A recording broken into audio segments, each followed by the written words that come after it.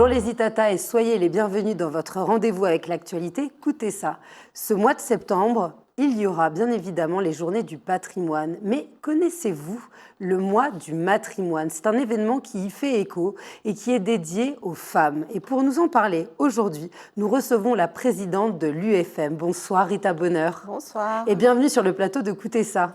Merci de me recevoir. Alors, vous venez, dans l'occasion du mois du matrimoine, votre association organise une action culturelle ouverte à toutes et tous, bien évidemment. Mais avant qu'on détaille un petit peu la journée du 21 septembre, pourriez-vous nous expliquer en quoi consiste le mois du matrimoine ? Alors c'est cela, en fait, quand on parle de journée du patrimoine, le patrimoine veut dire que ce sont des héritages des hommes, en fait, de la société. Et on a oublié ce terme de matrimoine qui veut parler de la contribution des femmes à la construction de nos sociétés. Or, cette construction, elle est très importante. Et donc, depuis de nombreuses années, et je dirais même des centaines d'années, eh bien, les femmes sont les oubliées de l'histoire, tout simplement. Donc, les féministes françaises en particulier ont décidé de mettre en place cette notion de matrimoine. Il faut qu'on rappelle que ce mot n'est pas un mot nouveau. C'est un mot qui existait déjà. Et depuis le Moyen-Âge, en fait, on parlait du patrimoine, c'est-à-dire les biens hérités du père, et du matrimoine, les biens hérités de la mère. Il s'est trouvé des philosophes très intelligents français qui ont décrété que le mode féminin était un mode mineur et qu'il fallait oublier finalement tout cet aspect féminin et que le mode masculin était le mode noble qui devait désigner tout le monde. Donc on a oublié beaucoup de mots qui étaient au féminin. Alors nous le remettons en valeur et nous disons que, eh bien, il faut montrer, il faut restaurer cette image, il faut montrer tout ce que les femmes ont fait et font pour construire la société jusqu'à aujourd'hui. D'où l'importance du langage et des mots, et l'action que vous menez concerne la littérature, on va y revenir. Oui. Mais avant tout, là on parle du mois du matrimoine, évidemment, eh bien, votre association, l'Union des femmes de Martinique, n'a pas attendu le mois de septembre pour faire des choses toute l'année. Il y a des actions fortes qui peuvent avoir d'ailleurs une continuité au mois de septembre. Oui, et puis j'ai envie de dire que ce mois du matrimoine, ça fait quand même des années que nous, on le célèbre à travers des actions très différentes, comme par exemple eh bien, une action qu'on avait faite sur les femmes dans l'insurrection du Sud.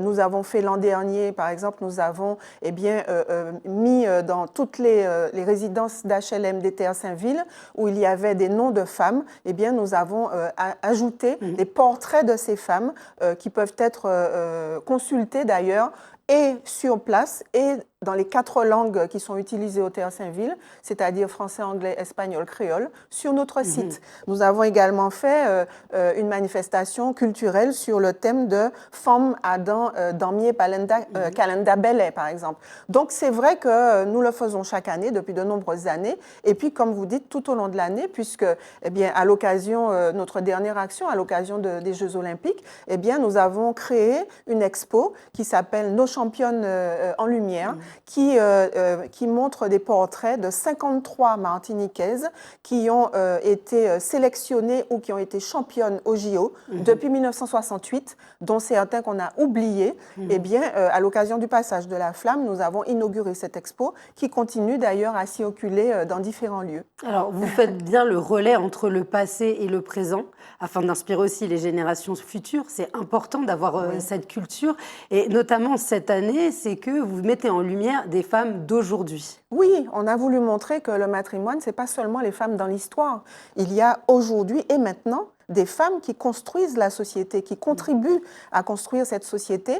Et parmi ces femmes, eh bien, c'est vrai, nous avons choisi des femmes qui disent des mots, qui écrivent ces mots et qui écrivent sur elles-mêmes ou sur d'autres femmes et qui donc sont autrices et actrices de notre société. Alors, le 21 septembre tombe un samedi. Oui. On pourra venir là où se trouve votre association. Est-ce que vous pouvez nous donner un petit peu l'ambiance du lieu et surtout l'adresse ? Oui, alors notre siège se trouve au 17 rue Lamartine. Mais à cette occasion, grâce à la mairie de Fort-de-France, le tronçon de rue donc, où nous sommes, c'est-à-dire entre la Savane et Nouvelle-Frontière, pour ne pas la nommer, eh bien, sera rendu piéton. Donc le tronçon sera piéton, ce qui fait que dans la rue, nous aurons de façon très agréable et originale eh bien, des chapiteaux avec des tables, avec des stands, avec des temps forts. Et ainsi, eh bien, chacune et chacun, il ne faut pas oublier que c'est un événement qui n'est pas uniquement féminin, chacune et chacun pourra venir échanger donc, avec des autrices, acheter des livres et faire connaissance avec notre Féminithèque. Et puis, alors la Féminithèque, dites-nous en plus, c'est tout nouveau ça? Oui, c'est tout nouveau, ça a été ouvert en juin, donc il faut venir la découvrir. En fait, c'est une médiathèque féministe où on peut trouver des ouvrages de toutes formes, c'est-à-dire des livres, mais aussi des documentaires, des vidéos, des affiches, etc., eh bien, sur les femmes, ou écrits par des femmes. Donc, c'est l'occasion de venir, de voir les livres que nous avons, que nous proposons de toutes sortes. Ça peut être des romans, ça peut être des livres d'analyse sur différentes thématiques, sur le sexisme, sur l'histoire, sur le genre, etc. Et donc, nous attendons tout le monde et nous espérons que ça va aussi permettre de faire connaître cette Féminithèque. Et c'est vrai que ce premier événement, c'est un événement aussi qui va lancer une série d'événements que nous allons mener par le biais de cette Féminithèque. Alors, sachant que les personnes qui peuvent avoir des ouvrages qui concerneraient cette thématique, soit des femmes qui ont écrit, ou alors sur le féminisme, viennent et peuvent déposer aussi. Avec grand plaisir. Donc, on a déjà eu des dons, voilà, on a déjà eu des dons et on est tout à fait contente de recevoir d'autres dons. Donc, si vous avez vous-même ou ceux et celles qui nous écoutent, vous avez des ouvrages à nous proposer, ou bien aussi, j'ai envie de dire, des documents d'archives également, parce qu'on peut avoir... Dernièrement, il y a une dame qui m'a dit, bon, moi, j'ai les photos de la première équipe féminine qui faisait du bateau, des courses de bateau en Martinique. Je lui ai dit, ben, elle m'a dit, mais je vais te la donner parce que pour moi, c'est un document d'archives, en fait. Et donc, c'est l'occasion aussi de construire, finalement, cette histoire des femmes de chez nous et cette culture commune. Alors, les invités, c'est 13 autrices qui seront là. Pourquoi avez-vous choisi la littérature? Ben, la littérature, parce que les mots sont importants, parce que les mots construisent aussi. Et les mots sont divers. Donc, nous avons choisi des horizons différents d'autrices parce qu'il y en a qui écrivent sur leurs témoignages de leur propre vie. Il y en a qui écrivent des fictions. Il y en a qui font des poèmes.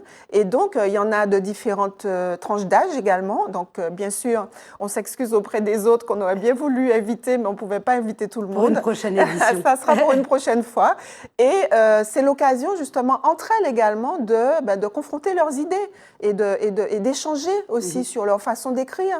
Quand on parle de témoignage, on témoigne sur soi, mais on témoigne aussi sur beaucoup d'autres femmes qui ont vécu les mêmes choses. Quand on parle de fiction, eh bien, pourquoi choisit-on de faire une fiction à propos de femmes? Donc, ce sont des vies et des vécus de femmes dans lesquels, je pense, beaucoup d'entre nous, de femmes, mais d'hommes aussi, peuvent se retrouver et échanger également, puisque à travers des temps forts, qui sont des tables rondes et des échanges, nous allons pouvoir échanger avec elles. Alors, sachant que la rencontre avec une œuvre est très personnelle et subjective, donc une lectrice ou un lecteur qui vient va pouvoir être attiré par un personnage et pas un autre, c'est aussi ça la diversité.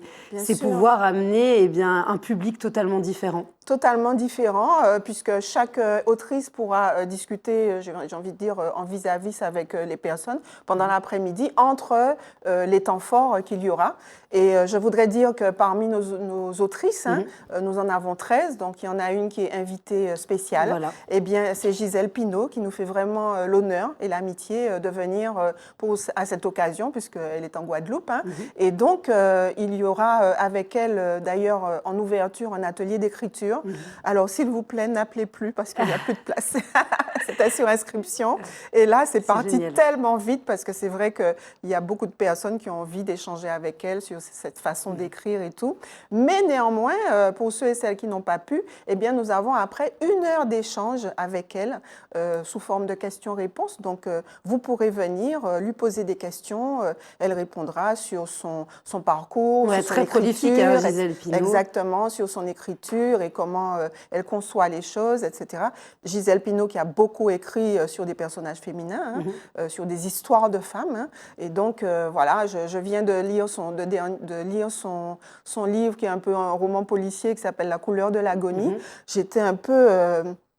au début, ça m'a un peu désarçonné, mais on voit ces histoires profondes, alors sous des formes très diverses, mais ces histoires de femmes très profondes et qui marquent notre société également. Et puis ça fait du bien aussi de se déconnecter, parce que la lecture, c'est aussi...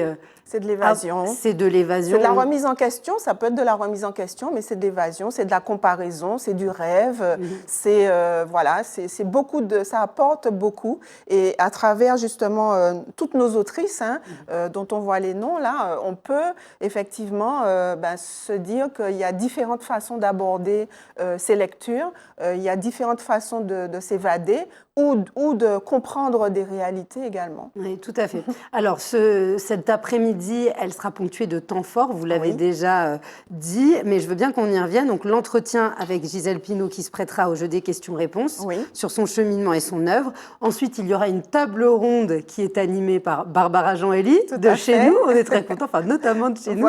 Voilà, qui nous fait l'amitié d'animer cette table ronde. Alors, il y a un thème qui est justement témoigner en tant que femme autrice et actrice.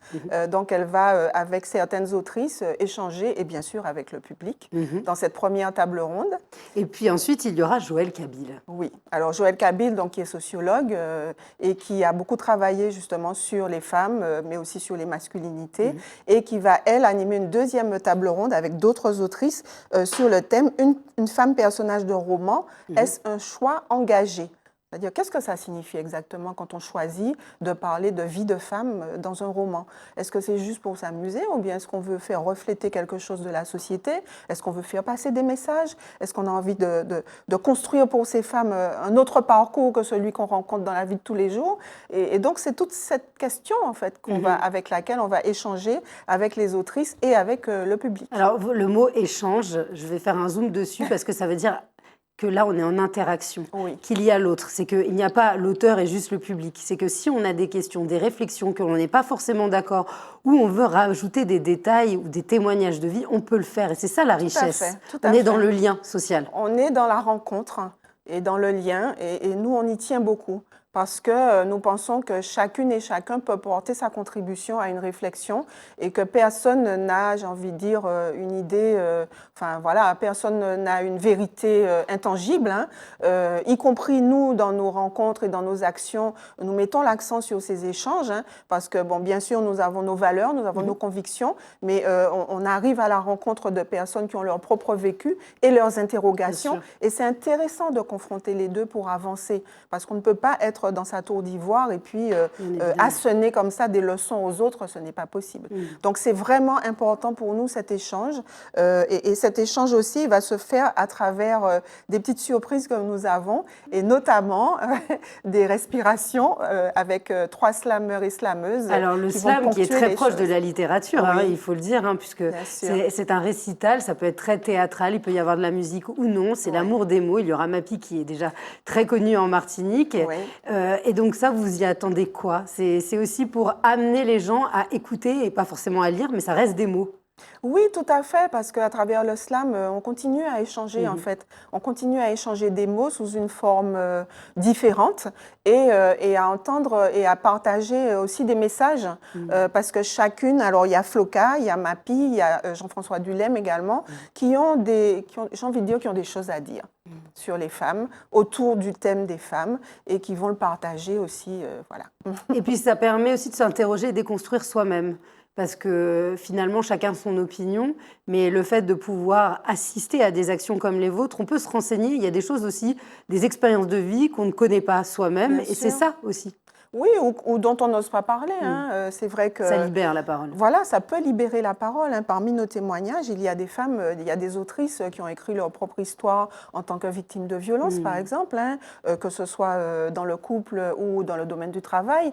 Donc oui, ça peut aussi libérer la parole de certaines personnes qui jusque-là n'ont pas osé parler. Bon, c'est ce qu'on rencontre, hein, nous, quand on fait des actions.